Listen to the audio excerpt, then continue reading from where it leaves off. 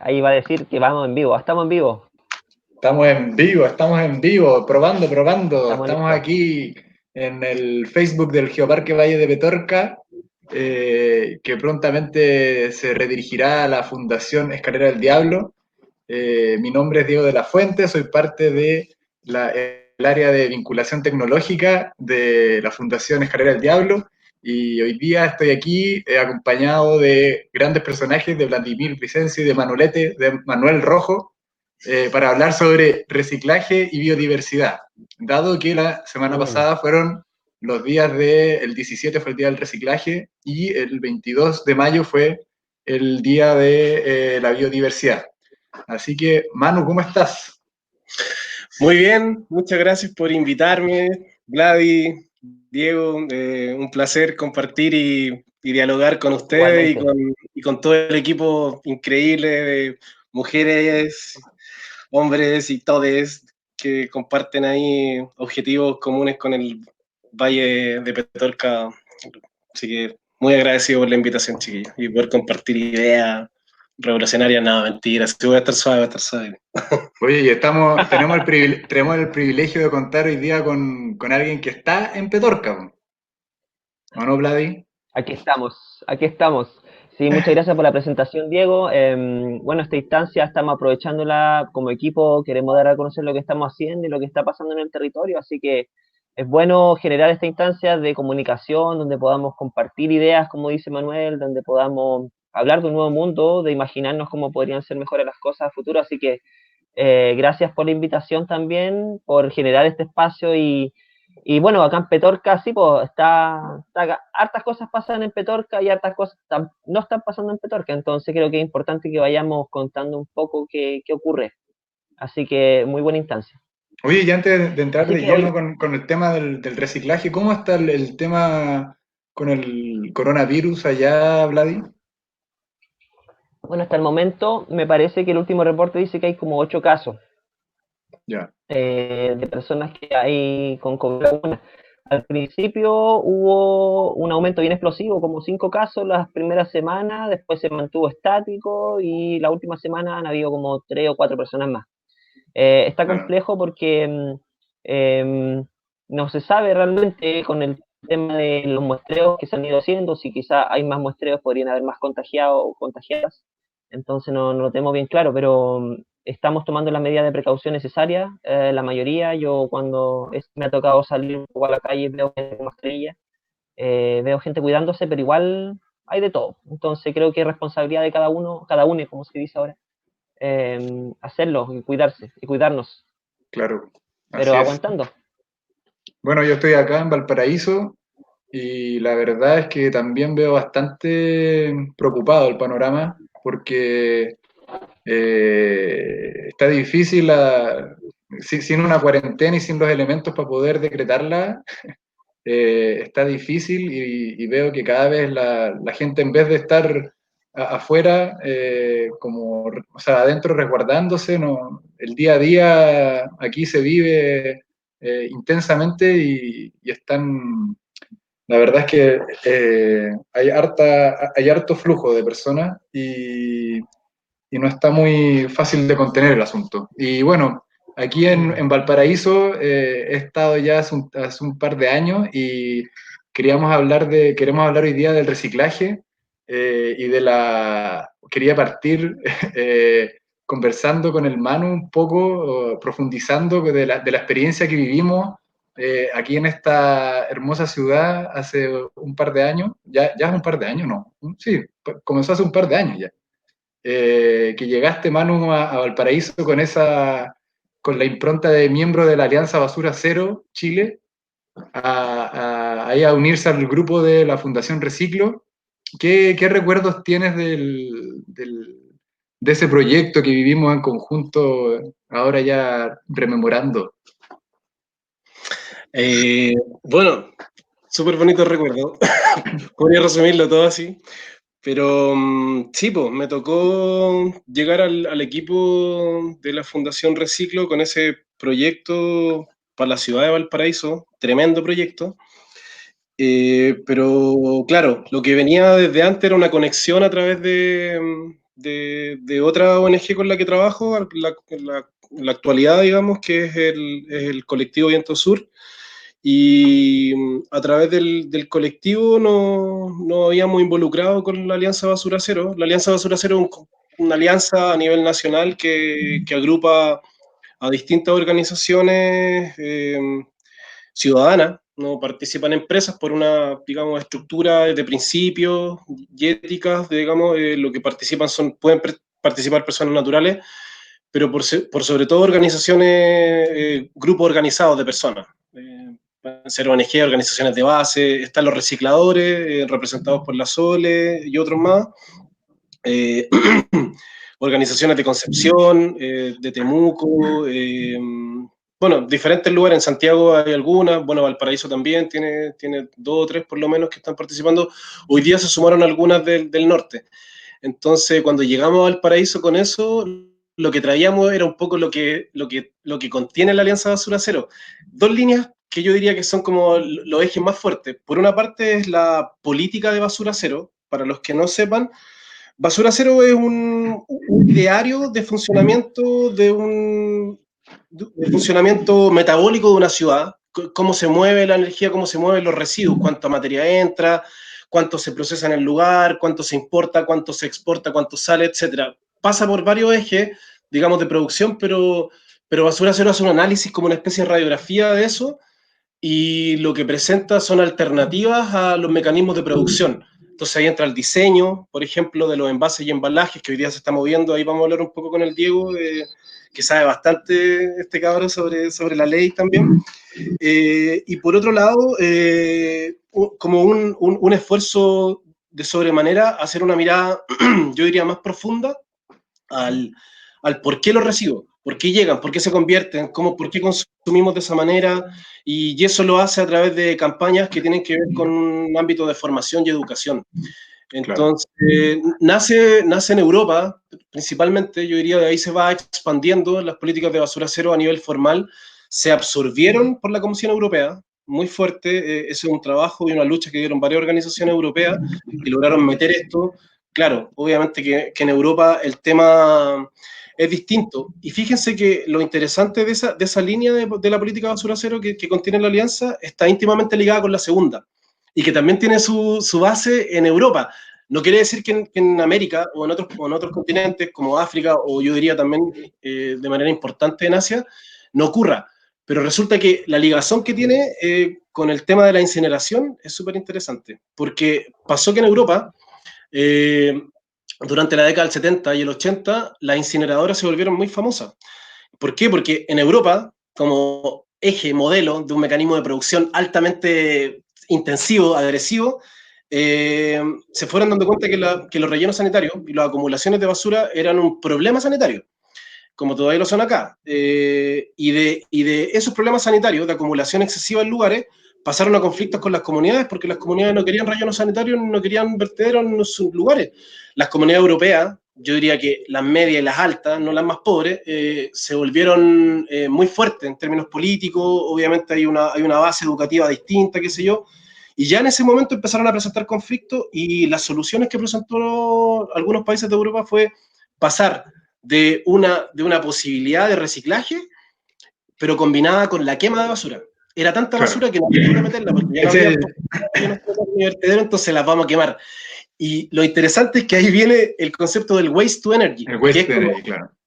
Agarrar la basura, meterla en un lugar, si ya no te podéis meterla aquí para enterrarla, la quemamos. Y a alguien se le ocurrió que al quemarla podíamos conseguir energía, que es lo que hacen las cementeras hoy día. En Chile también hay quema de basura, no quema de basura, hay quema de materiales, porque hay una cosa más fina que hay que todavía mirar, pero sigue siendo muy latente en Chile. Entonces, esas dos cosas se combinan en la alianza, y las organizaciones, de alguna manera, promueven, primero, por una parte, es que avancemos hacia una política de basura cero, educativa, formativa, con organizaciones, que miremos muy fuertemente, o sea, de manera muy profunda, cómo están funcionando una comunidad como, por ejemplo, como Petorca, que la vamos a tocar más adelante, una ciudad como Valparaíso, como Santiago, cuánta materia entra, cuánto se produce, cuánto sale de ahí, cuánto es viable desde el punto de vista de reciclaje, cómo desde el punto de vista de la conducta la gente se está comportando, la incidencia en términos políticos, cuánto gasta el Estado en hacer eso, qué sé yo, las empresas, bla, bla, bla. Pero por otro lado, lo que busca también es que la gente sea súper consciente de que a medida, o sea, que en los últimos 30 años se incrementó la cantidad de basura, por lo tanto, es un hecho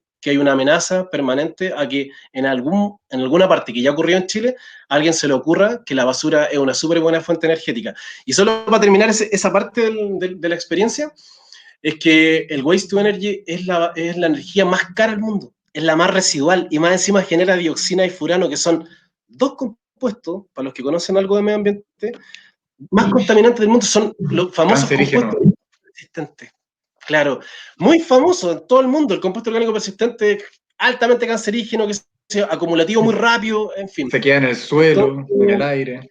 Oye, claro, Manu, tomando lo que tú estás dígame. diciendo, que como me oyo ¿qué hacemos con tanta basura que hay? Esta sociedad de consumo que consume y consume y no deja de consumir. De alguna forma tenemos que replantearnos cómo podemos reutilizar todo lo que se ha ocupado y se consume en otra actividad. Y me llama la atención un concepto que escuché hace un tiempo de metabolismo industrial, esta de que cada residuo es la materia prima de otra industria y de que al final uno podría generar encadenamientos productivos a través del procesamiento o el reprocesamiento de materias primas que están siendo consideradas como desechos actualmente, pero que con una cierta tecnología podríamos quizás transformarla en algo, un bien, algún producto con valor agregado que genere algún desarrollo socioeconómico en ciertas comunidades. Entonces, quizás que nos cuente un poco más de qué otras iniciativas están haciendo, cómo han resuelto el tema, por ejemplo, de los residuos de los relaves, el tema de los residuos plásticos, el tema de los residuos de vidrio. Hay un montón de videos en YouTube ahora que tenemos más tiempo para estar en YouTube y ver redes sociales, de un montón de videos tutoriales de gente que hace vasos, que gente que funde el vidrio, gente que hace el plástico de nuevo. Entonces, cómo acercar esa tecnología a las personas, creo que justamente que esto es como el meollo de Basura Cero, de poder contactar comunidades con soluciones para generar esta basura cero finalmente, que todo se aproveche. Sí, mira, yo creo que hay por una parte, hay que identificar como el elemento residuo, creo yo, esa es como el primer ejercicio. Yo creo que la cuestión como de la recuperación de la industria, a pesar de que hay algunos estudios que hablan de que la recuperación, el reciclaje en sí todavía sigue siendo una materia inviable desde el punto de vista de lo que estáis justamente hablando, Vladi, del consumo, creación versus la recuperación, o sea, tenía un gasto energético en uno, tenía un gasto energético en otro, producto del mecanismo, de la forma en la que hemos consumido las cosas, de cómo me llegan al supermercado, de la cantidad de envoltorio. El plástico se transformó en la alternativa. Y justamente el plástico, yo digo, en comparación con todo el escenario de los residuos comunes, domésticos, domiciliarios, urbanos hoy día, es muy distinto. De hecho, acabamos de ver un documental, se llama The History of Plastic, está súper bueno, yo creo que se los voy a linkear ahí para que todos los que nos están viendo Lo podemos lo puedan compartir. ver. Sí, ¿sabes? Porque ahí yo creo que hago un alcance muy interesante a partir de lo que estáis mencionando, para meterme en las otras preguntas que me hiciste. Primero porque el plástico es distinto a todos los demás. El plástico es una historia bien interesante que hay que mirar porque no es solamente de dónde viene, que es de origen de un polímero, digamos, del petróleo, sino El que petróleo. además también cómo se instala en la industria tan fuerte como cómo nos facilitó la vida, su ductibilidad, ¿cierto? Como lo liviano, múltiples cosas. El problema es que cuando dispusimos de vidrio, de metales, de madera y de otros productos más, de cartones, que eran los comunes que teníamos hasta la década probablemente del 50, y los comparamos hoy día con el plástico se nos fue de las manos absolutamente. No solamente se empezó a particular, digamos, micropartículas que se fueron hoy día con todo el escenario que ya todos conocemos del plástico, sino que además también, si paráramos hoy día la producción de plástico, y aquí vienen con las otras preguntas que me mencionabais, no hay una industria desarrollada para recuperar todo el plástico. Fíjate que todavía hay industrias en Chile que trabajan plástico, que crean envases plásticos a partir de plástico reciclado, que tienen que importar el plástico, porque no hay capacidad de recuperación en Chile. Entonces, bueno, es un tema que podemos profundizar. Y a partir de eso, yo digo, la industria del reciclaje del vidrio está mucho mejor desarrollada, pero aparte de eso, es bastante más un material más Yo noble. diría, leo desde el punto de vista de la bicicleta, porque si yo dispongo todos los vidrios, los dejo tirados en alguna parte, claro, se me convierten en un pasivo, no son altamente contaminantes. Si los tiro en una playa se van a ver horribles, la contaminación, etcétera. Pero si nos trasladamos 100 años más, de seguro el mar va a hacer su pega con el vidrio, los compuestos se van a digregar, qué sé yo, van a entrar al ecosistema. El plástico también lo hizo, pero no sabemos cuáles van a ser sus resultados. Hoy día están dispuestos en todas las cosas, están en el tejido de las plantas, de los animales. Entonces, No, y lo sí, más loco, los microplásticos. sí, no, el microplástico está, o sea, yo no soy un especialista en ecotoxicología, pero al menos de todas las cosas que estamos viendo hasta hoy día, algunos vínculos con algunos colaboradores de la Alianza, el tema de los plásticos es un tema complejo. Y complejo siempre ha sido cualquier elemento que es acumulativo, ¿sabes? Porque cuesta medirlo. Tú no sabías en qué momento, como lo que pasó con las comunidades que estaban cerca de las cementeras, con las comunidades que estaban cerca de las que creaban planchas con asbesto. No es una cuestión que te despierte cuadros agudos de un momento para otro. No es que la gente se enferme un año, son acumulativos. Entonces, pasa esto de las grandes acumulaciones de materiales, de productos tóxicos en los cuerpos de las personas que después nadie paga, muy paga, porque el Estado no se quiere hacer cargo, las empresas no se hacen cargo, vienen estas grandes, digamos, demandas colectivas, etcétera. Pero para volver al tema, para no perder ese hilo de las producciones, yo creo que hay industrias del reciclaje que están bien desarrolladas en Chile, pero siguen siendo todavía el hermano pobre en la industria del reciclaje. Y a mi parecer, el gran problema sigue siendo todavía la industria del plástico. O sea, las grandes acumulaciones de basura y de la no viabilidad del reciclaje, en términos de que el reciclador para él sea conveniente recoger ese material de plástico, que lo agarre una empresa. O sea, la diversidad de plástico en sí hace inviable el proceso de reciclaje en términos industriales. Entonces, el industrial del reciclaje no tiene cómo agarrarla, no sabe por dónde. Si tú y yo un día nos juntamos y queremos hacer una empresa para recuperar plástico, porque ya no va a haber más plástico, porque no podemos producir más plástico a partir de petróleo, te aseguro que se convertiría en un súper problema, porque la diversidad de plástico es tan alta que no hay máquina que aguante. Entonces, por ahí tenía un problema. Ahí está. Sí, Oye, Oye, yo, dale, yo, yo creo que igual hay que poner ojo con el tema de la tecnología, en el sentido de que, claro, se presentan estas tecnologías gigantescas y a gran escala, ¿cierto? Que se han probado en Europa y que ahora ya vienen a la baja y quedaron ahí flotando y disponibles para ser vendidas en estas regiones, ¿cierto? Y hay mucho lobby, muchas presiones al respecto. Y creo que hay que tener ojo porque, claro, se presenta como no, esto es economía circular porque se está aprovechando energéticamente el material y una serie de beneficios, ¿cierto? Pero creo que no solamente hay un impacto a nivel medioambiental y relacionado también con, bueno, sí, con el ámbito medioambiental, sino que también hay un gran impacto, creo yo, a nivel de economía, de cómo en el fondo esta torta, porque ¿qué ocurre? Se activa el año 2016 esta ley REP, ¿cierto? Que ha estado dando vuelta, ley de responsabilidad extendida al productor, que uno pensaría que es un instrumento para promover buenas prácticas medioambientales, pero en verdad lo que hace es abrir un mercado. Entonces, a partir de esa La apertura de un pillería. nuevo mercado, llegan todos los encadenamientos, ¿cierto? Estos encadenamientos productivos y estos amiguismos en el fondo que hacen que ya yo voy a generar este tipo de residuo, entonces tú, que eres mi amigo, pucha, me podéis recoger el residuo y dejamos dando vuelta el asunto entre nosotros y somos todos amigos. Entonces, ahí empiezan, yo creo, las distorsiones y hay un problema, yo creo, de economía de escala en estas grandes tecnologías, porque ¿qué es lo que ocurre? Se promueve finalmente que haya una gran entrada de materia prima, que son estos residuos, y que por lo tanto la gestión apunte a recoger esta gran cantidad de residuos, o si no, no subsiste técnicamente y económicamente el proceso.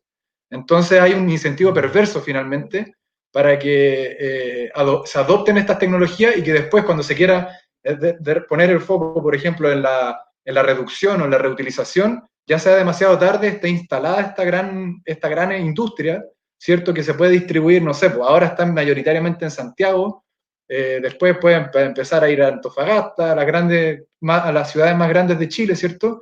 Y pucha, y hay que poner ojo, y de alguna manera el proyecto que estábamos haciendo aquí en Valparaíso era vincularnos con una cooperativa de trabajadores de aseo a través de una organización de la sociedad civil, como una fundación, tratando de generar una economía social y solidaria que apuntara a distribuir, en el fondo, los beneficios económicos que se pudieran percibir de esta gestión de residuos y de este instrumento que viene a regular un mercado. Entonces, creo que podríamos empezar a activar un imaginario, y creo que es un buen objetivo para esta sesión, como de pensar cómo nos imaginamos que se podría activar un sistema de reciclaje en zonas rurales como Petorca, y no solo de reciclaje, sino que una estrategia basura cero. ¿Cómo nos podríamos imaginar una estrategia basura cero? Y quería preguntarle en ese sentido al Vladi, ¿qué cosas se están haciendo hoy en día en Petorca en estos términos? ¿Cómo está Petorca con el tema de los residuos? ¿Qué cosas han hecho ustedes? ¿Has hecho tú en particular? Bueno, que nos cuentes qué ha hecho la Fundación u otras organizaciones. Claro, bueno, a lo largo del tiempo de estos últimos años hemos estado relacionados con organizaciones que han estado trabajando el tema de los residuos de forma más constante. En Chincolco, por ejemplo, hay una organización comunitaria que se llama Hijos del Carén, quienes han estado trabajando bastante fuerte dentro de sus posibilidades en Chincolco reciclando plástico. El tema de Ya. ellos justamente es que llenaban una camioneta de plástico, pero lo vendían a un precio ínfimo, entonces no hay sistema que sea sustentable en esos términos. Entonces, en la piedra de topes era justamente cómo le dábamos más valor al plástico. Y ahí tomo lo que dice Manu, de que en el fondo es muy difícil clasificar el plástico, entonces necesitaríamos un incentivo previo para que cuando consumamos el plástico o tengamos plástico en nuestros haberes, sepamos cómo clasificarlo, cosa de hacerle la pega más fácil al reciclador base que lo va a trabajar. Y ahí es donde como que uno empieza a imaginarse como un sistema óptimo, eficiente, pero al final igual hay una parte que dice, oye, no consumamos más plásticos. Creo que tenemos que desincentivar por una parte el consumo de plástico, pero cómo crear un producto que genere el mayor valor a partir de lo que se está desechando. Yo, por ejemplo, he tenido conocimiento de gente que ocupa estas impresoras 3D para imprimir filamentos, o sea, construye con plástico reciclado filamento para impresoras 3D, y ahora hay unos chiquillos que están trabajando con nanopartículas de cobre y tienen un producto que es como un filamento para impresora 3D con nanopartículas de cobre, que y están haciendo insumos médicos y creando cosas de alto valor en el fondo en estos contextos. Entonces, Claro. quizás cómo poder darnos cuenta de que, de acuerdo a la escala de desarrollo local que existe y de capacidad de carga, también acá quizás no es tanta basura comparada con la que tiene una ciudad más grande, claramente, pero por lo mismo debería ser más fácil implementar un plan. También la municipalidad, por otro lado, ha estado trabajando con su área de medio ambiente, implementando puntos verdes, haciendo contactos con recicladores de base, haciendo reciclaje con una cierta periodicidad, pero siento que igual falta trabajo, y es porque hay pocos recursos, hay poca gente trabajando, hay otras necesidades, pero de alguna manera ver nuestro entorno limpio debería ser una de las prioridades. Entonces, yo creo que falta el incentivo para que sea una actividad económica que genere un valor, y quizás ese valor lo podríamos dar de forma utilitaria, local, imaginarnos qué podríamos construir con lo que existe, que no se está ocupando y que se está desechando. Claro, Sí, igual yo pienso que igual se abre una oportunidad con la ley REP en ese sentido. O sea, por un lado, este como un poco traje a la medida, ¿cierto?, para cierto sector, pero hace 2 semanas salió este decreto que es en el fondo una antesala al decreto de envases y embalaje que se debería aprobar, y que de ahí, desde su aprobación, van a transcurrir 30 meses antes de que empiecen a correr las metas de la ley REP, que son las famosas metas para cada uno de estos tipos de residuos. Y ahí se abre, siento yo, una serie de oportunidades para la gestión de residuos domiciliarios, puesto que los envases y embalajes son una facción importante de los residuos domiciliarios. ¿Qué pensáis tú al respecto, Manu, como de cómo con canalizar la energía, por así decirlo, de este instrumento económico para que pueda generar algo constructivo o bueno para comunidades como Petorca? sí, yo creo que hay una escala que no me las puedo faltar. Creo que son importantes como transmitirlas y que incluso las promueve la economía circular. Yo no soy un defensor de la economía circular porque es desarrollista y yo la verdad que estoy en un ámbito más de decrecimiento que otra cosa, pero Particularmente creo que en el caso de los residuos lo que hay que hacer primero son mirar las políticas públicas. O sea, tú no podéis pensar en que en el diseño de un espacio donde hay una gobernanza local, donde hay comunidad organizada, donde hay personas, donde hay un funcionamiento, un metabolismo que se está dando, hay un ingreso, un input de energía a ese lugar, en materialidad, lo que sea. O sea, yo a la entrada lo que tengo que ver primero es cómo agarro eso en términos de una política basal de organización del lugar, cuánto entra en ese lugar, y eso me involucra la identificación, me involucra la capacitación, me involucra la educación en los lugares, porque de alguna manera, fíjate que cuando uno entra ya en la línea más de comercialización, los grandes problemas que se dan en las plantas de separación es que la gente no sabe qué cuestiones es lo que está mandando a reciclar. Aquí es común que en el condominio de mi casa, Ñuñoa, una comuna que debe tener un historial junto con La Reina y Las Condes de las más antiguas en términos de reciclaje en Santiago y probablemente en Chile, todavía aquí, o sea, si tú no le decías a la gente qué es lo que tiene que mandar, la gente llega con toda su bolsa y asume que el reciclador se va a llevar todo y que todo lo que le está pasando le sirve. O sea, yo mismo he estado revisando las bolsas y he sacado, y te digo que la mitad de los plásticos que están echando no son viables desde el punto de vista de reciclaje.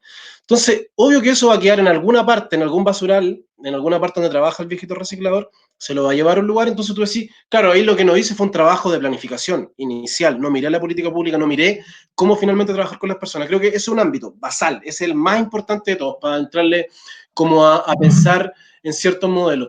Lo segundo es que una vez que yo ya obtuve la materialidad, lo que sea, desde los frascos de vidrio hasta la tele, hasta el catre, etcétera, todas las cosas que tengo en mi casa, ¿cómo alargo la vida útil de esas cuestiones? O sea, ¿cómo me permito de alguna manera no llegar? Porque finalmente todo lo que tengo como incentivo, y ahí está el engaño, que es precisamente lo que hablaba el Diego, de las leyes, de los instrumentos que potencian los mecanismos económicos. O sea, si yo estoy finalmente reciclando para que la gente vaya a comprar el retail, yo digo, bueno, en alguna parte esta cuestión tiene que colapsar, porque así como se dan en los escenarios, a los chinos no les preocupa si tú reciclas o no, ¿cachai? Y ya se ha visto en Europa que una montonera de residuos que en Europa supuestamente tenían viabilidad del reciclaje no tenían. ¿Y sabéis lo que hacen? Los meten en unos contenedores y se los están mandando a los africanos. Los africanos pararon las costas y dijeron, no vamos a recibir más esta mierda, porque esta mierda finalmente no nos sirve, no podemos reciclar. Computadores, lavadoras y un montón de cuestiones, y adivina dónde las mandaban, ahora las están mandando al Asia. Entonces, y así empieza un círculo de cuestiones que tú decís, Viajaba aquí no por hay todo el mundo. solución, no hay mecanismo económico de incentivo que aguante. Entonces, a partir de eso yo digo, si agarro eso, si soy fino en la fórmula en que entrego mi material, en que alargo la vida útil de cuestiones que yo sé que no tienen viabilidad desde el punto de vista del reciclaje, y solo empiezo a elevar los que sí sé que sirven, podría llegar a un tercer punto, que es como la gestión de residuos, asegurarme de que las composteras, por ejemplo, estén en sus casas. O sea, no sé Ese si es el ustedes se primer acuerdan, pero paso elemental. hace como 10 años era común que la gente pensara como en las composteras comunitarias. Nadie, pues ningún vecindario aguantó una compostera domiciliaria. Ninguna comuna quiso mandar, salvo Santa Juana en la región del Biobío, que se mandó una tremenda compostera con un montón de pasos y cuestiones, unas trabas como sanitarias súper complejas, para poder tener una compostera como más o menos industrial, ¿cachai? A nivel comunitario. Pero todo habla de que las composteras tienen que estar en la casa, ver mi compostaje, qué sé yo. Y por otro lado, el mecanismo de incentivos para la repartija, tú tenés que asegurarte de que lo que yo estoy poniendo en la bolsa efectivamente al viejito le va a servir, a la viejita le va a servir para agarrarlo, si es una camioneta, un carrito, lo que sea, o que lo de llevar al punto limpio, alguien lo va a agarrar y esta cuestión va a funcionar en términos de como en retorno. Ya a sabiendas que el retorno del reciclaje ya es algo complejo, hay que volver a agarrarlo, depende, y eso siempre lo hablamos con Diego, depende de los mecanismos económicos del mercado. Fíjate que la mayoría de los materiales van variando en sus precios. A veces el cartón tiene un precio, a veces el plástico tiene otro precio, qué sé yo, y cuando caen mucho los precios, lo que ocurre normalmente es que no son viables desde el punto de vista del reciclaje, y es común que algunos recicladores te digan que no vamos a recibir más Tetra Pak, no vamos a recibir más este plástico, porque resulta que como dependen de un mercado de valores, de movimiento, si ese mercado de valores baja, castiga los precios, te quedaste sin, y eso no se transmite al consumidor, eso no alcanza a llegar. Entonces, ojo ahí, que también, si tú estás manejando, como dice el Diego, un mecanismo de gestión de residuos que sea lo más solidario posible, que sea sustentable desde el punto de vista económico, que se mueve, que genera valores, asumiendo que ya tenemos las dos tortas abajo, los dos pedazos de torta bien constituidos, la tercera debería estar basada en mecanismos que estén apoyados también por subsidios estatales, por una industria sólida, etcétera. Entonces, mientras tanto, mi mensaje para generar bases de política de basura cero como en lugares como Petorca, por ejemplo, Hierro Viejo, la comuna en general y las comunas aledañas, es sentar las bases sobre un mecanismo de consumo lo más responsable posible. O sea, lo más cooperativo, lo más solidario posible. Eso no significa que yo no puedo comprar en Falabella, eso no significa que no puedo, ¿sabes? Es como tú tenés la decisión de comprar cosas que efectivamente tienen viabilidad desde el punto de vista del reciclaje. Y si no te ponías en ese plano, si no te ponías en esa línea, tu comportamiento ético como consumidor, que es finalmente el que hace el peso al final de todo este proceso, no va a contribuir.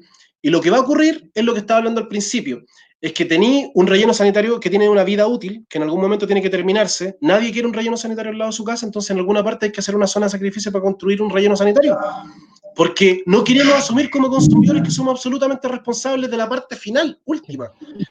Y peor que eso, si al relleno sanitario le quieren alargar la vida útil, te aseguro que te nos van a vender la idea de la quema de basura, el waste to energy, como una solución viable con todos los demás problemas, porque también se generan zonas de sacrificio.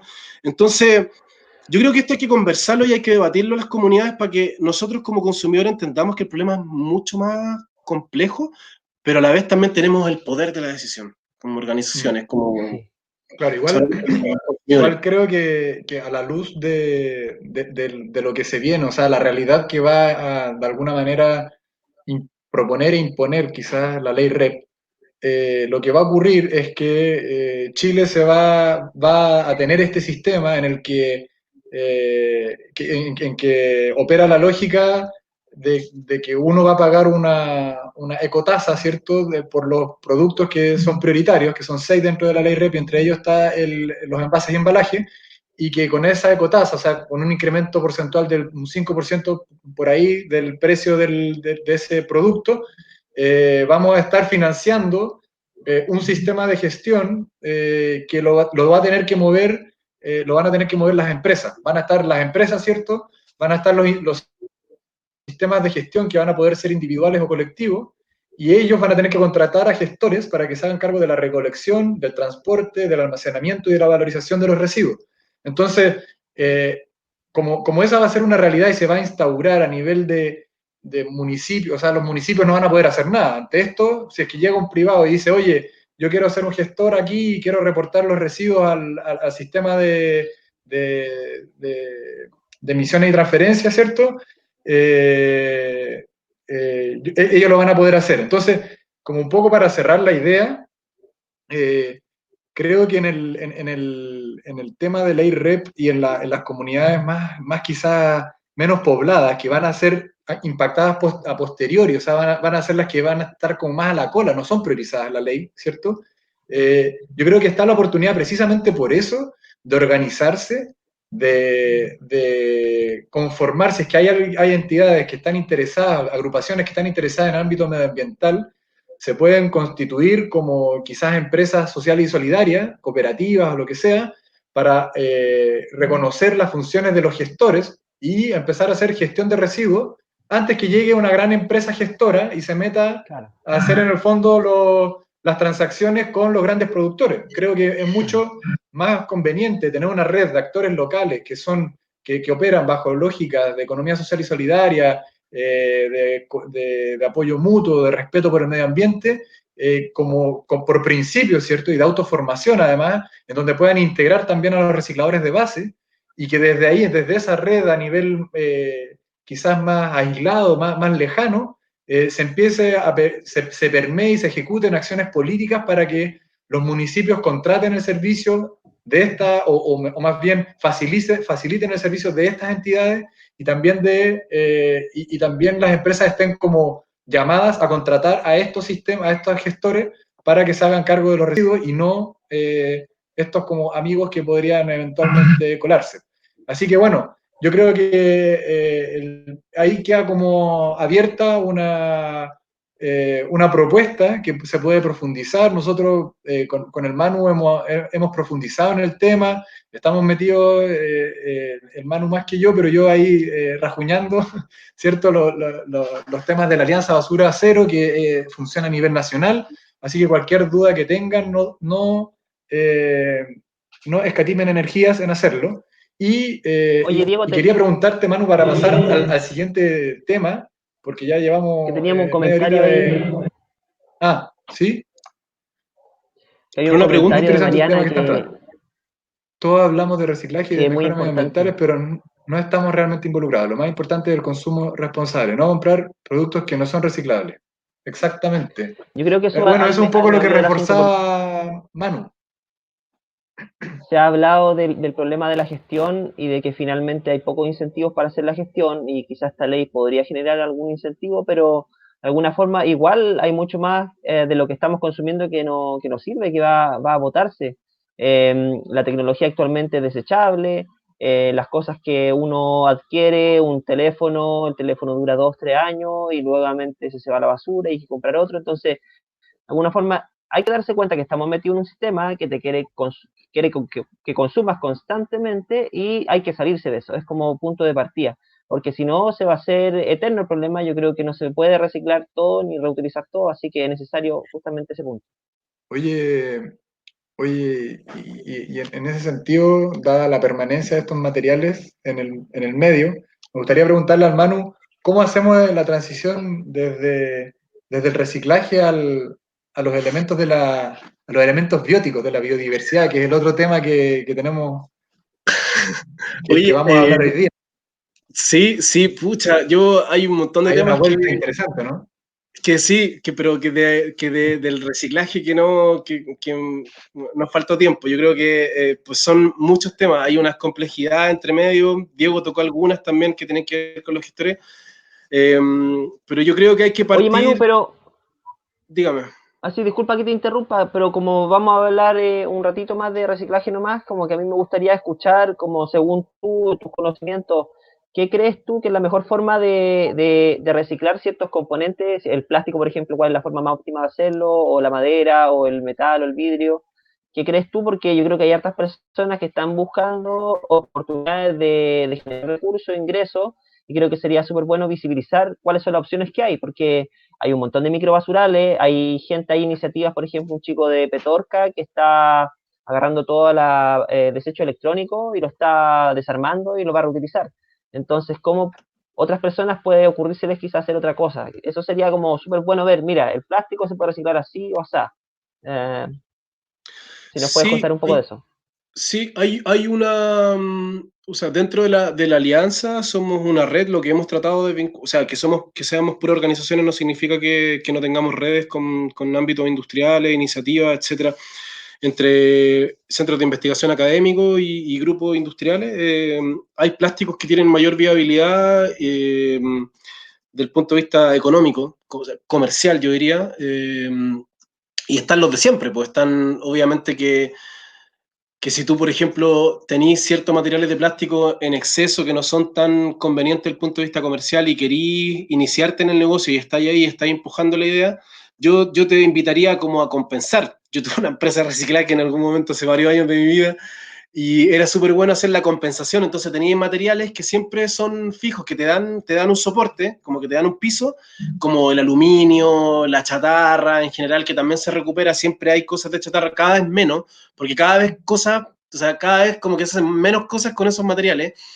En el caso de vidrio, que lo hemos visto también con el Diego, que es bastante pesado, pero siempre tiene como un precio estándar, entonces como que es como ser un almacenero, ¿sabes? Como que tú vas manejando de alguna manera, digo, yo no soy un especialista en ámbitos comerciales de negocios, soy muy malo para los negocios, pero creo que manejan unas lógicas de orden casi iguales. O sea, si tú te sabés mover entre eso, es como el kiosco, que de alguna manera sabe que no gana plata con los cigarros, pero los cigarros le dan la salida. Entonces, mientras tanto, tú metes otros materiales y te vas haciendo de otras posibilidades.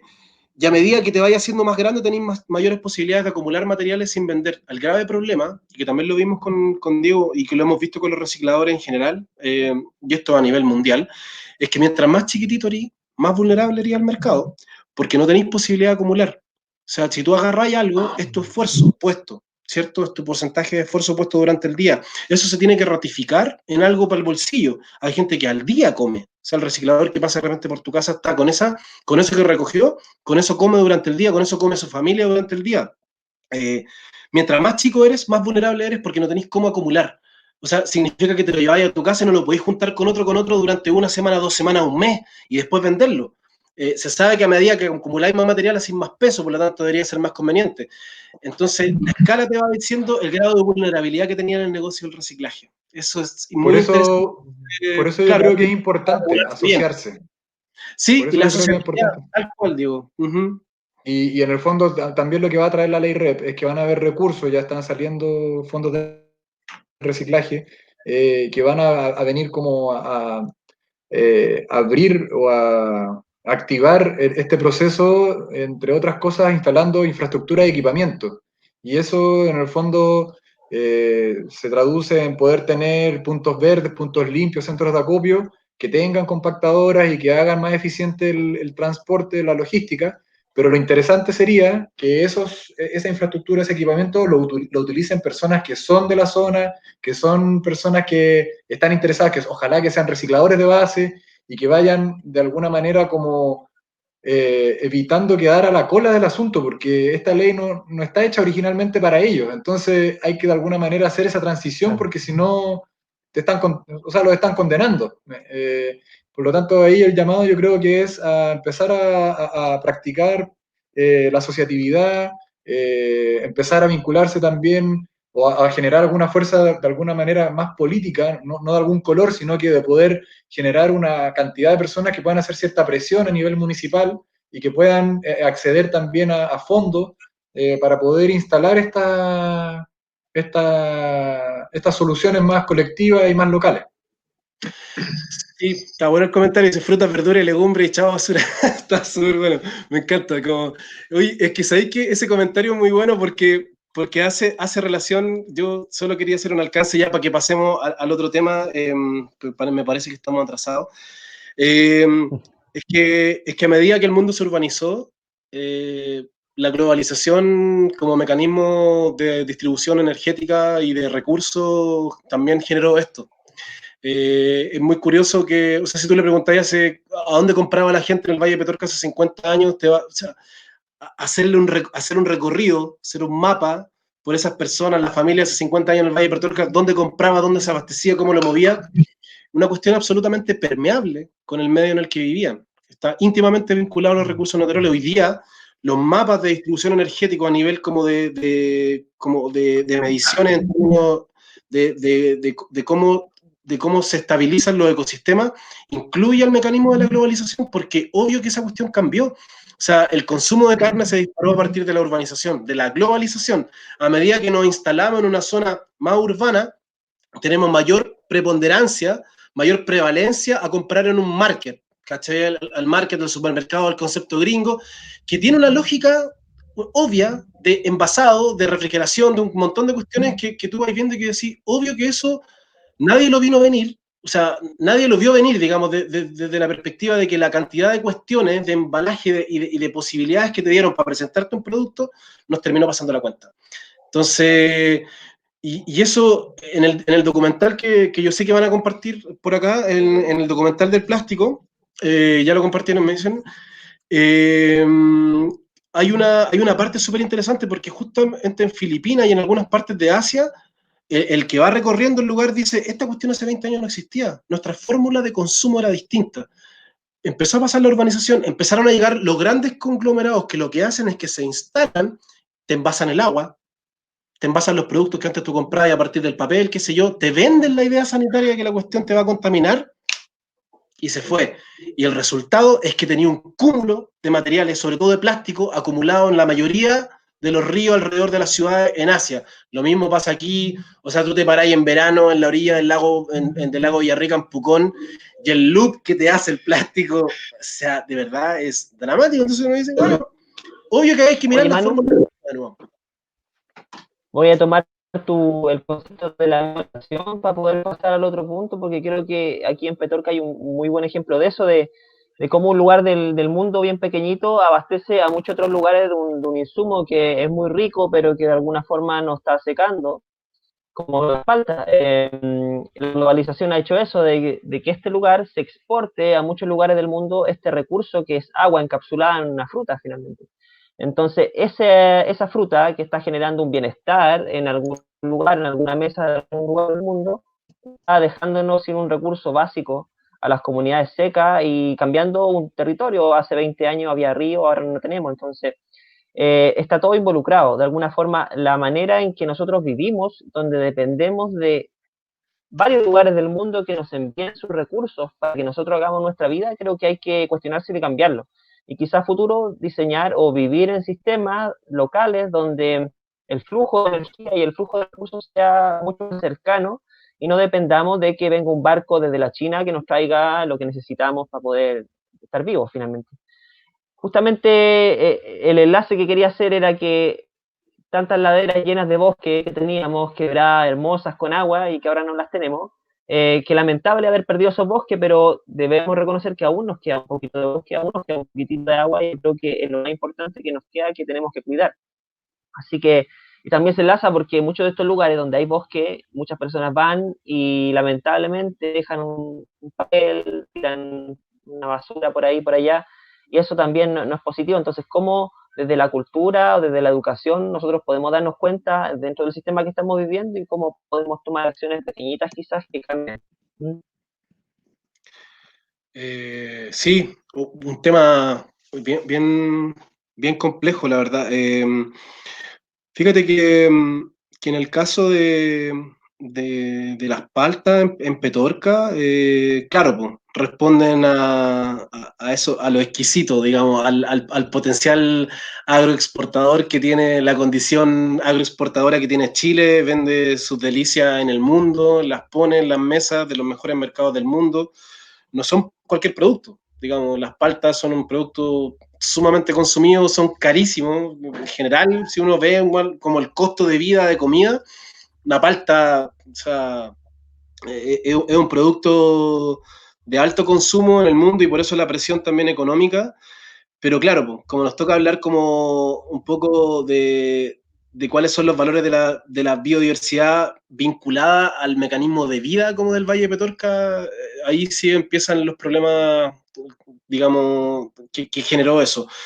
Yo creo que hay un problema de política, obvio. Para mí todos los problemas son un problema político. Finalmente, cuando tú estableces políticas que lo que hacen es potenciar un mercado global en tanta cantidad de años, lo que tenéis como resultado es finalmente una apropiación primero del agua, obvio, en primer lugar, pero a mí como me toca hablar del concepto como del valor de la biodiversidad, para mí el tema es dramático. Primero porque pensar en la zona centro-norte de Chile como un escenario semidesértico donde el agua, en el caso del Valle Petorca, su condición de agua es súper especial, a partir de lo que aprendí con usted también allá, ver cómo se abastecen esos cerros de agua, y de repente que de un sopetón aparezcan En el una fondo cantidad... no hay reserva, ¿no? No hay glaciares. No, pues no hay, claro, pues, o sea, pasan por el lado en rigor los ríos. A mí me toca trabajar en el Choapa todavía, en la desembocadura, y un poco lo que hemos estudiado es que, claro, el río todavía lleva agua, por suerte, porque está acarreando agua pluvio-nival, principalmente nival, de regímenes nivales. Entonces, lo que uno observa de un lugar como ese es que la biodiversidad está contenida en un espacio hoy día, yo diría, de una fragilidad absoluta, Vladi. O sea, a ti que te toca andar por los cerros y a la gente que un poco podría ver esa zona. ¿Por qué lo digo? Porque piensen ustedes que en un escenario de altitudes, digamos, de elevaciones, como en el caso de Chile, el bosque, la mayor cantidad de bosque estaba presente en el valle. El valle se fue acomodando con la vida de las personas, se hicieron las casas, se hicieron las calles, avanzamos con los cultivos, qué sé yo, fuimos relegando el bosque. Fíjense bien. Una vez que relegáis el bosque a los bordes, el bosque queda contenido, te mantiene, te protege, te provee de agua, infiltra rápido cuando hay lluvia. Lo que se busca en estos lugares, o al menos así se adaptó la condición natural, como el beneficio ecosistémico del lugar lo que hace es que te infiltra rápidamente el agua para que no se te acumule aquí en el valle, para que no pase como un tobogán. Aparte de eso, contiene el material genético acumulado durante probablemente millones de años en una estabilidad que de alguna manera dialoga con el valle. Hasta ahí todo bien. El problema es que cuando vienen las plantaciones de palto, lo que ocurre es que se comen ese pedazo, consumen agua, o sea, ya no te permiten infiltrar porque funciona como una plantación forestal, ya no hay una dinámica de bosque, eso es un hecho, o sea, el suelo cambia inmediatamente, no hay infiltración, tenéis que sacar una cantidad de agua excesiva para poder regar. Eso yo no voy a entrar como en la producción en términos como de acumulación, pero estáis haciendo un uso, es es una especie de dictadura en el término de uso energético. Los árboles lo que hacen es captarte tu energía, tú te apropiáis de esa energía en términos de producción y la aprovecháis.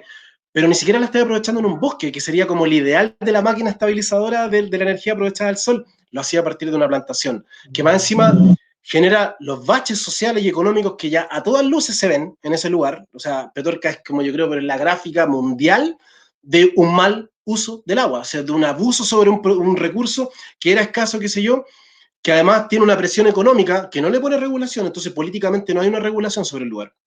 Y yendo más en lo profundo del bosque, en la situación actual hoy día, hiciste desaparecer ese bosque que ya había relegado y te queda el pedacito del bosque, como lo que tú decías, Vlad, que todavía uno alcanza a ver arriba. Resulta que ese pedacito de bosque está entre la zona más pelada arriba, que es la alta montaña, donde el bosque ya no va a crecer, por lo tanto ahí tenía una adaptación. ¿Existe vegetación en el lugar? ¿Hay flora? Sí. ¿Hay fauna adaptada? Está relegada en ese lugar. Pero fíjate que está relegada en ese lugar, ya no existe en la zona media porque se la comieron los paltos, tiene escasez de agua, está sobreviviendo en ese sector, se está adaptando, no sabéis cuánto tiempo se va a adaptar, en un escenario de mega sequía, aquella biodiversidad potencial que tenía en ese espacio está relegada, está, yo diría, amenazada se ve que está profundamente amenazada no solamente por la mega sequía, sino porque además se quedó entre medio de un sector donde en realidad no vivía. Si el bosque estaba abajo, el bosque en su desarrollo, y muchos han hablado de eso, desapareció, por eso hablamos del 5% de lo que nos quedó, porque lo demás tú lo veías entre medio de las quebradas y sería todo el bosque que tenéis. Y arriba ya no tenéis bosque. O sea, las lomas, los filos de los cerros no contienen el bosque, ahí tenéis cierta vegetación adaptada, qué sé yo, a condiciones extremas, de frío, de lluvia, de exposición al sol. Y aquí quiero llegar con este punto y por qué lo vinculo como con el tema de los beneficios ecosistémicos en vinculación con una comunidad. Porque todo esto que yo estoy hablando se relaciona en términos cuantitativos a la calidad de vida de una comunidad. O sea, la cantidad de aves, la cantidad de fauna, de flora en general, que debería permear con un espacio, que es lo que hoy día se propone para el ordenamiento territorial, es que tú seas capaz de poder ingresar la naturaleza que vive al lado tuyo, a tu sector, que conviva contigo. Lo hicimos al revés. Peor que eso, le pusimos un cordón, que en el caso de los paltos, porque tú acordonás esa cuestión y la dejás entrar. En fin, bueno, en las ciudades es peor. En las ciudades le ponen muros, digamos. Tú veís, en el caso de Santiago y en otras ciudades, dramático. O sea, una cuestión que vais y te enfrentáis con ella, no le generáis ninguna vía de entrada hacia el lugar. Tú no sabéis cómo llegan los pájaros que te polinizan, digamos, las flores y los insectos que te polinizan. No hablo de las abejas solamente, sino que los insectos en general, los polinizadores, tú no sabéis cómo llegan a la ciudad. O sea, el nivel de esfuerzo que se mandan es una cuestión impresionante. Se mandan un esfuerzo sobre mayor para bajar desde esos lugares que ya están amenazados a estos espacios semiurbanos, en el caso de Petorca. No sé, yo creo que la biodiversidad hoy día hay que sacarla como del concepto abstracto en el que se mueve. Hay que ponerla en valor. ¿Cómo la sacamos? Oye, Manu, ¿y cómo hacemos eso? ¿Cómo la sacamos de ese estado? Pucha, yo, bueno, no tengo todas las cosas, me encantaría saber, bueno, de aquí había gente. Obviamente que no, acá estamos imaginando escenarios nada más. Yo creo que la biodiversidad contenida por sí sola es la estabilizadora en general del planeta. O sea, si tú no agarras a un niño y le decís desde la base que el bosque es la que sostiene, es la maravilla de la naturaleza, está difícil que digamos que cuando grande lo pueda entender de otra manera. Hay una cosa sentimental, esa es como la primera base para mí. Tú creas una afectividad con el bosque es para cuidarlo. O sea, es la maravilla, es como un glaciar, ¿cachai? Es como están íntimamente ligados entre ellos. Es la demostración que la naturaleza nos preparó un espacio fantástico para vivir. Esa es la primera cosa. Si no eres tan romántico, obviamente, o tan romántica, lo que viene después de eso es que si yo te hago una medición en términos de mapa, de cómo se mueve la calidad de vida tuya, te vas a dar cuenta que el escenario de la biodiversidad es la mayor demostración de los beneficios ecosistémicos. Yo ya no le digo servicios ecosistémicos porque creo que la naturaleza en sí misma tiene un derecho por tal, entonces le llamamos beneficio ecosistémico. Y ahí el bosque cumple un rol fundamental, porque el bosque no solamente es el que te provee de un montón de situaciones, sino que, miren el escenario hoy día de COVID. O sea, estaba todo controlado en la ciudad de Santiago hasta que se metió en las zonas más densamente pobladas de Santiago. Se metió en las zonas más densamente pobladas ahí tenéis concentración de personas, tenéis poco espacio, tenéis pocos árboles, tenéis poca circulación de aire, etcétera. Ahí se generan los cuadros críticos de condición del aire, de la contaminación en Santiago, etcétera. Los flagelos propios de un orden urbano, si tú los comparáis con los beneficios que genera la biodiversidad, ahí ahí inmediatamente tenéis un resultado, y porque además es probable que los bosques sean la respuesta a los mecanismos de resiliencia que tener como los grupos humanos frente a lo que se nos va a venir, digamos. Y esto a mí me carga ser conspirativo y catastrófico, ser lo más cercano como a los mecanismos científicos y empíricos. Pero ¿saben qué? Viendo hoy día el escenario del COVID y lo que generó, yo digo, o sea, si nos mantenemos en una lógica urbana hasta hoy día, hasta como son, está súper claro, digamos. ¿Dónde se propagó el virus? En la zona así, digamos, densamente poblada, pasó en Nueva York, pasó aquí.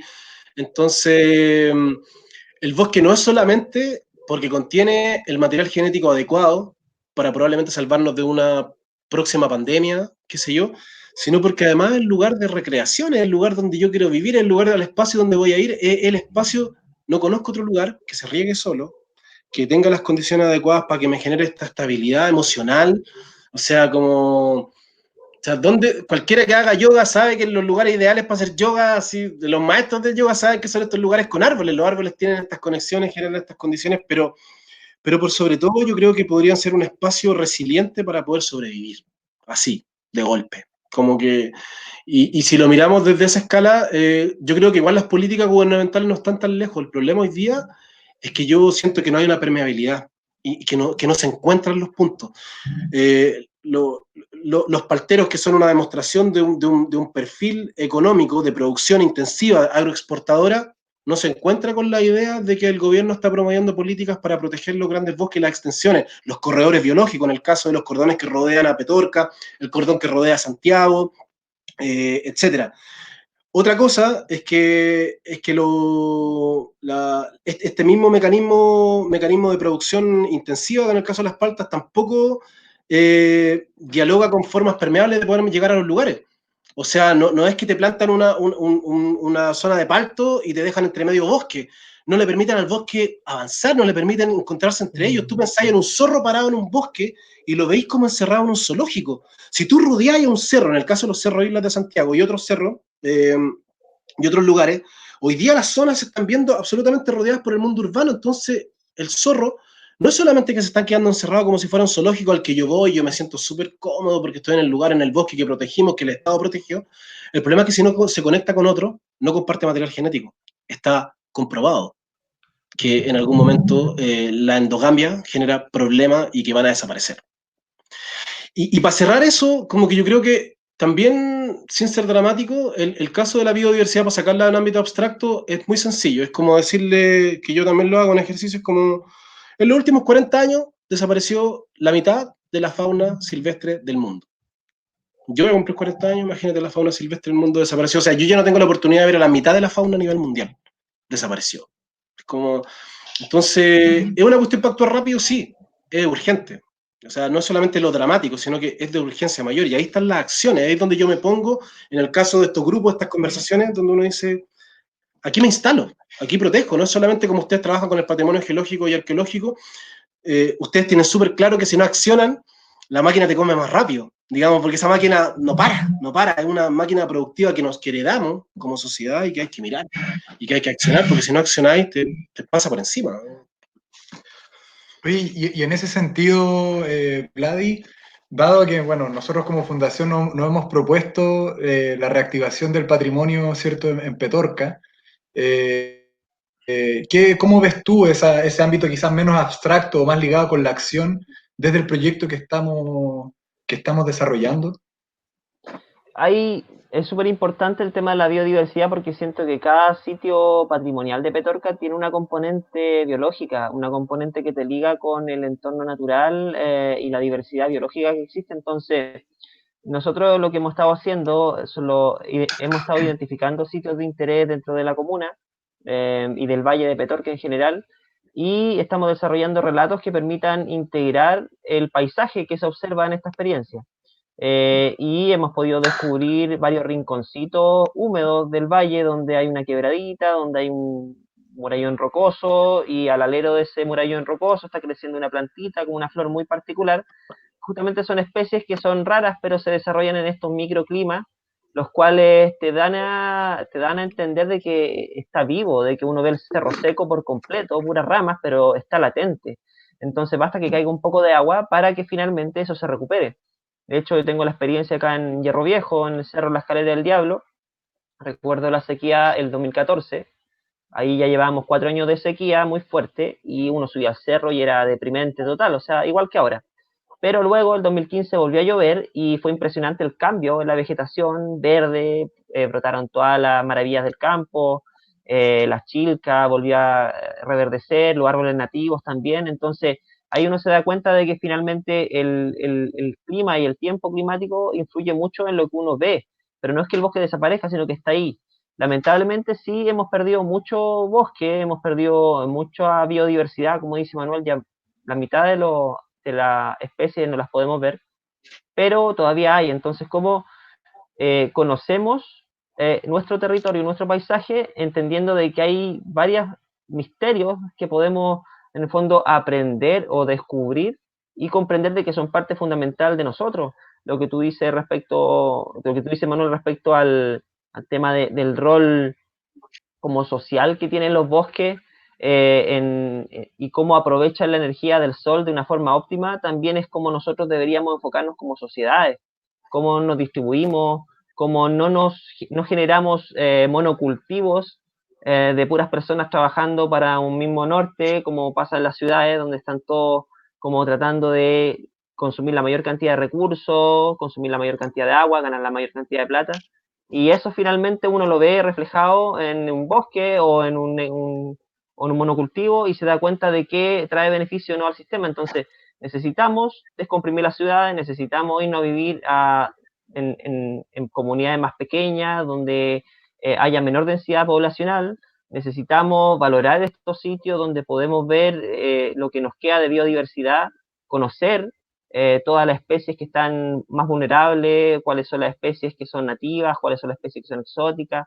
Necesitamos conocer de que hay un relato que une la formación de los cerros en su origen más primordial, hace millones de años, con que esa plantita esté creciendo justamente en la grieta de la roca porque tiene los minerales y los componentes químicos necesarios para vivir, y el rol que finalmente juega el agua, que está dentro de la montaña, que se mueve lentamente dentro de la tierra y que finalmente es capaz de dar vida y hacer brotar una semillita en cualquier rincón. Entonces, comprendiendo ese relato a través de una experiencia como las que tenemos, uno valora mucho más la biodiversidad o valora mucho más el poder cuidar el bosque, no botar un papel. Entonces está todo relacionado.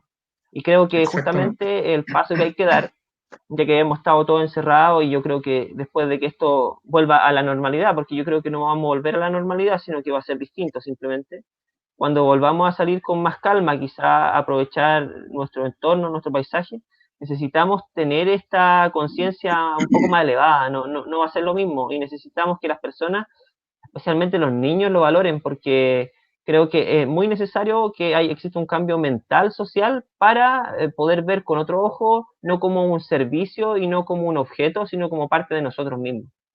Y eso creo que es como uno de los desafíos más grandes que tenemos. Y Oye, espero que y hay muchas personas trabajando en esta parte.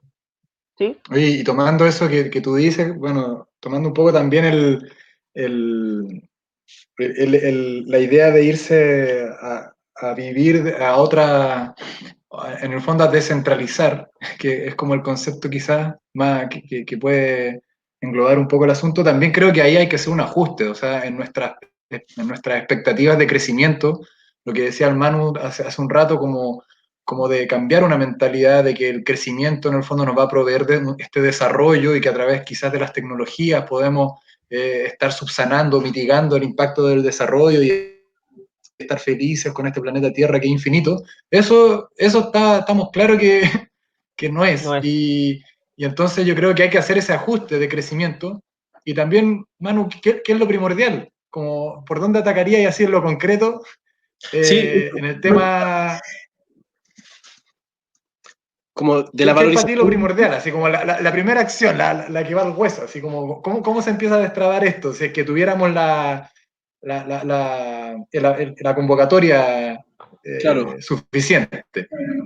Sí, mira, yo creo que por una parte yo siento que, que el conocimiento y el empoderamiento ciudadano es la primera cosa. Digamos, cuando los ciudadanos nos convertimos en sujetos políticos y entendemos que somos responsables de lo que ocurre a nuestro alrededor, como que es como, siento que es la primera fisura a un sistema al cual reclamamos permanentemente.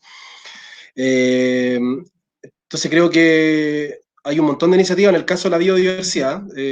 Digo, no voy a entrar todavía como, voy a dejar esa parte como la parte como base política, que es siempre mi impronta, pero creo que hay acciones, hay formas hay herramientas que hoy día están siendo, para mí, muy atractivas desde el punto de vista como de la biodiversidad, a partir de lo que decíamos de que era abstracto, de que cómo lo protegí y todo.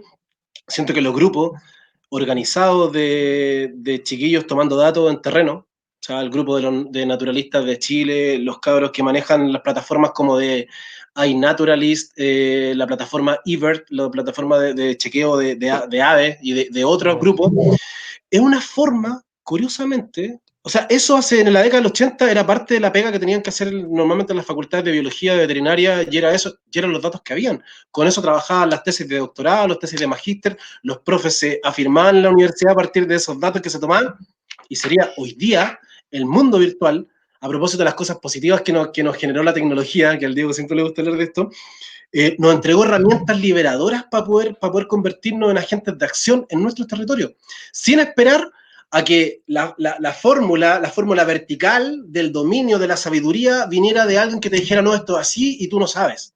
¿Sabes? Hoy día yo siento que mientras más personas organizadas reconocen lo que hay en los territorios, lo registran, lo hacen en tiempos concretos, paralelos, se mantienen, en 2 años tenéis datos suficientes para publicar. Cuando tú Se publicas ese empieza a tipo. factibilizar la gestión de cuenca comunitaria. Totalmente. Por ejemplo, la compañera de aquí del Geoparque, la Claudia, que siempre habla también de cómo las comunidades en el norte, con el caso del patrimonio arqueológico, se fueron haciéndose sus propias ideas de cómo protegerse, de cómo agarrar el conocimiento académico, de cómo tomar a los profesionales que tomaban los datos para generar sus propias posturas en relación a lo que ellos creían importante para defender su territorio. Yo creo que por ahí va el tema de la biodiversidad también. Lo mismo, o sea, hay que crear grupo en terreno para tomar datos. Tomar datos es lo más Y el, importante. y el código de agua, ¿no?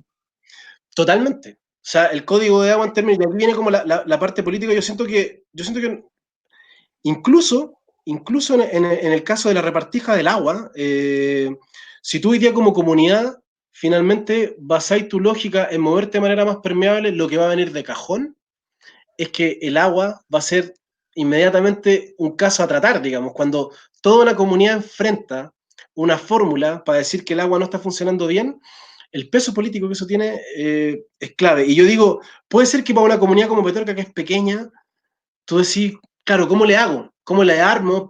¿Cómo saco esto de aquí para que vaya a otro lugar sin que se vea, sin tener que poner casos dramáticos, como en el caso de que el agua no está bien repartida? Yo digo, ahí lo que hay que hacer claramente es pensar en quiénes son los que me van a, de alguna manera, a pescar en esta situación, ¿cachai? En términos políticos. Si nos basamos en la idea política que tenemos hoy día, en la organización política que tiene hoy día Chile, ¿por quién voy a votar? ¿Cuáles son los candidatos? ¿Cuál es la candidata? ¿Cuál es el candidato que finalmente toma este tema para solucionarlo? Porque si en realidad yo me baso en que la política lo que va a hacer es defender mi interés personal, mi interés económico para poder sobrevivir, yo digo, o sea, hasta aquí Ah, llega. ah, ¿Qué ganas voy a tener de sostener un bosque si finalmente la misma gente que tiene que sostener el bosque está pensando en votar por alguien porque va a recibir un rédito económico? Porque quiere caer más pega. Entonces, como, ¿cachai? Que es un loop que uno se da súper largo para decir, mejor como que. Entonces, lo que siempre hemos conversado con Diego es que para nosotros las nuevas generaciones son el mecanismo de revuelta absoluta en términos de ideas, de acciones políticas. No es solamente la revuelta porque yo estoy alegando, estoy reclamando por algo que no se está cumpliendo, sino que además claro, hay que acciono. dejar esa lógica clientelista en el fondo. Claro. Totalmente, totalmente. Yo acciono en base al territorio porque en realidad tengo una responsabilidad ética conmigo, con mi espacio inmediato, porque no estoy poniendo la codicia ni la ambición. ambición está bien, pero la codicia, la avaricia, la idea de acumulación que tiene el sistema que heredamos, si yo dejo eso y pongo la ética protectora por sobre todas las cosas del espacio que estoy ocupando en función de lo que tengo que dejar, yo creo que ahí las cosas empiezan a cambiar un poco. Entonces, creo que se tienen que empujar fuertemente hacia las gobernanzas locales, y de las gobernanzas locales seguir la escala hacia arriba, y los territorios obviamente que dependen de las acciones que lleven las comunidades organizadas. Yo, o sea, soy un absoluto convencido de que si no hay acciones locales organizadas por las personas en los lugares, ni la biodiversidad, ni el patrimonio arqueológico, ni el agua, ni el funcionamiento del asfalto hoy día tiene posibilidades de cambiar, digamos. Es como, entonces hay que avanzar, aprovechar los instrumentos también que se dan desde el Estado, hay que saber usarlos bien. Creo que una plata siempre, yo digo, como es la mejor gastada. Si tú finalmente como organización, no querés recibir plata de la empresa, porque pasa mucho en las comunidades, que la mayoría de los estudios de la flora, por ejemplo, del desierto, están pagados por las grandes mineras, y uno dice, a ver, Las grandes mineras y otras empresas. sí, y otras empresas, entonces como que decir lo mismo, ¿cachai? O sea, vaya a cuidar lo que el mismo violador, ¿cachai? Hizo. Es como, es muy raro, es como, o sea, con la misma plata, o sea, el violador te pasa la misma plata para ir a proteger el mismo lugar que ya violó. Entonces yo digo, ya, como eso no es ético en ningún aspecto, la plata del Estado sigue siendo la más ética, al menos en Chile. Entonces hay que usar bien, hay que llamar a usar de la mejor manera posible la plata del Estado. La plata de los municipios también es súper ética, es plata del Estado.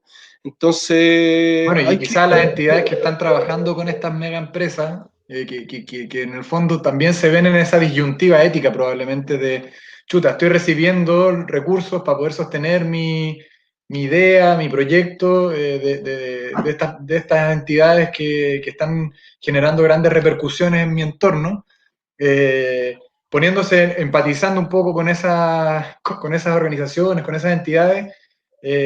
Quizás el llamado un poco a ver esto como una transición, o sea, como, ya, yo estoy aquí en este rol, haciendo esto, recibiendo estos recursos para poder ejecutar esta acción, pero a mí lo que me interesa es ejecutar esta acción y por lo tanto plantear la sustentabilidad de mi proyecto para que sea esa acción la que termine determinando mi rodaje y no lo que estoy recibiendo de atrás, ¿cierto? Yo creo que pucha, tratar de como enviar, de canalizar un espíritu crítico para replantear un poco la sustentabilidad de cada proyecto, yo creo.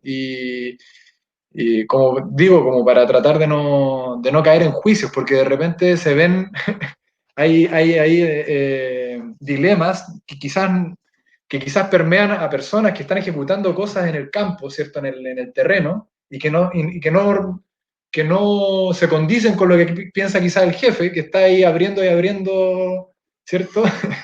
Terreno, pero que en el fondo tiene otra mentalidad. Sería interesante saber o preguntarle a esas personas que están ahí en primera línea cuáles son sus imaginarios, como qué es lo que piensan al respecto, qué es lo que han visto, qué es lo que se podría incorporar, qué es lo que se podría hacer y desde otro enfoque quizás. Así que bueno, yo creo que Claro. hay que ir avanzando en esta dirección, yo creo. Sí. Yo quería agregar una cosita que creo que respecto a lo que dicen de las comunidades empoderadas, creo que eso es básico, es muy importante y siento de que algo que pasa en Chile es que falta masa crítica, que creo que el centralismo es demasiado grande y muchas mentes están amarradas en la ciudad a un sistema, muchos, pues yo recuerdo mi universidad, a compañeros, compañeras de distintas carreras que están trabajando o estuvieron trabajando para el sistema extractivo finalmente generaron quizá bastante riqueza y de alguna forma siempre con la visión a futuro de una vida distinta en el campo.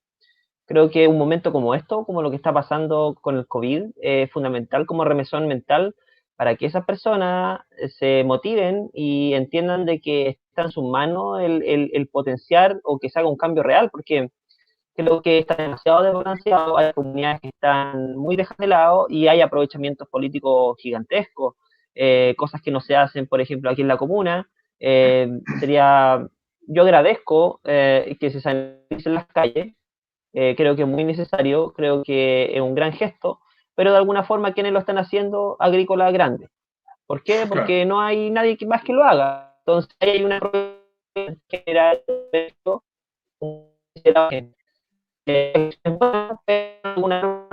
que se deja de lado de la foto de Oh, Vladi, yo te estoy escuchando robótico. Sí, ¿Tú podéis ¿aló? repetir lo que, Vladi, podéis repetir un poco para ver si es que estamos conectados? me parece que no, No, te sigo escuchando, Sí, se te le sigue seguimos yendo escuchando mal. la. Oye, aprovechemos quizás de leer los comentarios. Hasta para eso es desigual este país, pues viste, la señal allá en Petorca es mala, yo estoy aquí en Ñuñoa y la señal es perfecta, viste, como Diego Yo no, también está en el paraíso. no voy a hablar qué pasa aquí en Valparaíso, porque pura rabia. Para darse cuenta, oye, antes que vuelva Vladi, yo creo que hay dos cosas súper importantes que hay que comentar. Yo creo que por una parte el tema de que eso que estaba justamente hablando Vladi, de la fumigación en la calle y de cómo Fumigación, la sanitización. Sí, Fumigación. eso, perdón. Qué bueno que están acostumbrados a fumigar también, si son de los mismos. También, también. Claro, quien sanitiza, si sale a sanitizar porque tiene una empresa, de seguro es porque fumiga también, porque tienen eso, de seguro. Oye, Exacto. eso tiene que ver con, ese es un ejemplo muy claro de los De bienes la comunes, estructura. de los bienes comunes. O sea, cuando no tenéis plata, Vladi, ahí está volviendo. Tenemos problemas técnicos. Sí, sí. Cuando no tienes la posibilidad de hacerte cargo como municipio de una sanitización y va y lo hace una empresa que trabaja en el lugar, que, que abuse o no abuse de los recursos, eso ya creo que quedó expuesto en esta presentación, en este conversatorio, eh, habla de la apropiación de los bienes comunes, que es como una de las cosas que abordamos, al menos nosotros desde el colectivo Viento Sur, en términos desde una perspectiva.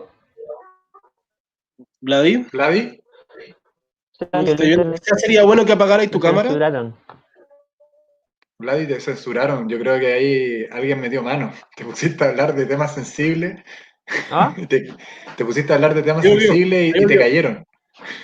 Ya, Vladi, ¿quieres terminar? Porque yo estaba justo agarrando lo último que dijiste.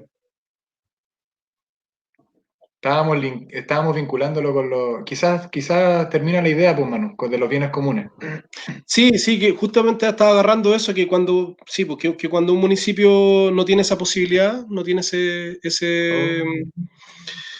eh, no puede abordarla de esa manera, es que tú tenés claro que es un Estado que quedó absolutamente desprovisto. O sea, el mercado se lo consumió. O Claro. sea, el mercado, con sus letras, sus mayúsculas como tal, el mercado, el mecanismo neoliberal lo que hizo fue comerse al Estado y se lo va comiendo, y así se come un montón de Estados en el mundo. Y esto no es un problema de izquierda y de derecha, porque es un sistema, o sea, sí, Acá yo debo decir que en Valparaíso, que es un lugar quizás de mayor resistencia y de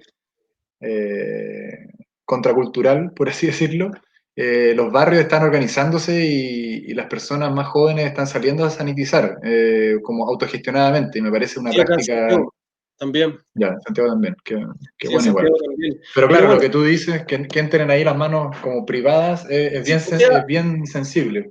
es la demostración gráfica de cuando un Estado y los gobiernos locales pierden los bienes comunes. O sea, los bienes comunes se transforman en una especie de privilegio de algunos que pueden pagarlo y no. Tú dices, ¿por qué el Estado, que tiene tanto dinero, permite que en Petorca, una comuna, una municipalidad con X cuestiones, y otras montones más, o sea, esté permitiendo que una empresa se la adelante y fumigue? O sea, perdón, y sanitice. En el caso del COVID, tú dices, bueno, y eso pasa en todas partes. Pero bueno, y eso que era un tema que tenía, los bienes comunes tienen que ver principalmente con la idea que se plantea desde la ecología política, que es como esta tercera alternativa de abordar los territorios. La economía social y ecológica hablan un poco de eso, fue lo que fuimos perdiendo con este modelo. Entonces, yo creo que es una manera de recuperarlo desde estas acciones locales. Creo que cuando se gana eso, en el caso de Petorca, se va a ganar hacia arriba también, es una cosa que se va extrapolando. Yo quería decir lo último, chiquillos, como de las cosas que contenía a partir de lo que estábamos comentando. Todo esto que tiene que ver con la valorización de la biodiversidad, los recursos energéticos, el metabolismo de un espacio como Petorca, donde claramente ya vimos que el reciclaje, los residuos, están íntimamente vinculados a la forma de vida, y esa forma de vida está íntimamente vinculada a la biodiversidad, por lo tanto es un loop permanente, es toda una secuencia que si uno la mira, la mete y dice, sí, esta cuestión tiene que ver con todo. Eso, para mí, hoy día debe trabajarse, y que es mi mayor como background en mi mundo profesional, se trabaja a partir de la educación. Otro escenario que está en crisis, la educación como tal y como la heredamos se puso en crisis, y el hecho de que la educación entrara en crisis permitió ver que la educación ambiental, que aparece como una alternativa para esta educación, se hace crisis el planeta, hace crisis los alrededores, hace crisis el piedemonte de Petorca, porque la educación también está haciendo crisis. O sea, en el momento en que nos transformamos, el otro día escuché algo súper bonito, súper bonito. Leía acerca de estos nuevos postulados sobre la educación y decían, si Copérnico despertara hoy día, todo el mundo le parecería absolutamente distinto, salvo si lo despertamos en una sala de clase. Lo más probable es que no le sería tan distinto. Y eso tiene que ver con que hay una crisis en la educación misma, en cómo la planteamos, y yo siento que las herramientas, las llegadas a la valorización de la biodiversidad, al entender el metabolismo de la ciudad, el cómo consumo, el cómo me vuelvo consciente, se trabajan en la educación. Por lo tanto, yo hago una invitación, hago un llamado a que la educación ambiental salga del espacio donde la relegamos, creyendo que era solo una educación para entender algo del bosque, algo de los pajaritos, ¿cachai? Algo del reciclaje. Ya vimos que el reciclaje no es el reciclaje, son los residuos, el metabolismo. Yo hago una invitación también a que la educación ambiental se convierta, que sea parte de la educación. O sea, no solamente sacar a los cabros chicos de la escuela, ponerlos ahí para que entiendan que el bosque es el lugar que los va a sostener, que probablemente en un escenario de pandemia, el único que los va a ayudar a sostener la vida es el bosque, aquel bosque chiquitito, relegado, de que ya hay, qué sé yo, de los otros arbustos y árboles que conviven en ese bosquecito de Petorca, son los que lo podrían salvar, y eso se aprende desde la base, primero con los más chicos en la parte afectiva, y luego con los más grandes en pensamiento crítico, tal cual como decía Vladi. Si yo no creo masa crítica en la media, difícilmente voy a llegar, los cabros se van de la media, los cabros están pensando en ir a estudiar, y algunos se activan y vuelven, como Vladi volvió a su espacio, a Hierro Viejo, después de haber estudiado, cumplió ese ciclo, volvió. Entonces yo creo que hay que cumplir también esos pasos importantes, y eso se presiona también a nivel político, se presiona a nivel de políticas públicas y se acciona desde los territorios. Si no hay educación desde la municipalidad, con ese enfoque lo hago desde la comunidad. Oye, bueno, yo creo que por experiencia propia, pucha, podríamos estar conversando aquí con Vlad y con el Manu hasta las 3 de la mañana, sinceramente. Me ha pasado, es una realidad. Si es que no Así me que, censuran, si es que no me censuran de la compañía. claro, Me para pongo a evitar hablar más de los malos censuras y me también,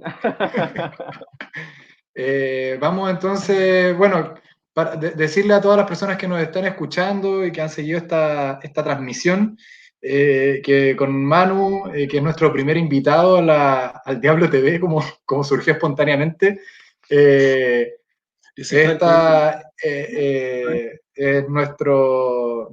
verdad esto es como, estamos siendo los conejillos de India, porque viene la semana del patrimonio, el fin de semana del patrimonio, ¿cierto? Y estamos preparando ahí algunas sorpresas, y entre ellas probablemente también otro en vivo. Estamos probando ahora cómo funciona este formato, y la verdad es que no sé ustedes, pero yo me he sentido bastante cómodo. No sé qué les ha pasado a ustedes, pero nada, pues creo que ya estamos en el tiempo. Nada, pues darle las gracias por esta entretenida conversa. Lo pasé muy bien. No sé si quieren decir algo para cerrar, para ir Yo cerrando. quería cerrar un poquito con lo que dijo el Manu al final de lo importante de la educación, y que al final generar una educación al aire libre, salir a nuestro territorio, a nuestro paisaje, a recorrerlo, desperdigados para no generar acumulación de muchas personas en un lugar muy pequeño, pero hay tantos rinconcitos que descubrir y aprender, entonces creo que es importante hacer ese contacto. Yo creo que, como dice el amigo acá en el comentario, de que no se ha explotado, claro, el cerebro ni la mente de nosotros, yo creo que Así nos va a es. abrir mucho la mente el irnos a un lugar limpio, al aire libre, a la naturaleza, a aprender, a observar. Creo que eso es lo más Y fundamental y ahí yo conectar con creo que nuestras vamos emociones a también. conectarnos totalmente.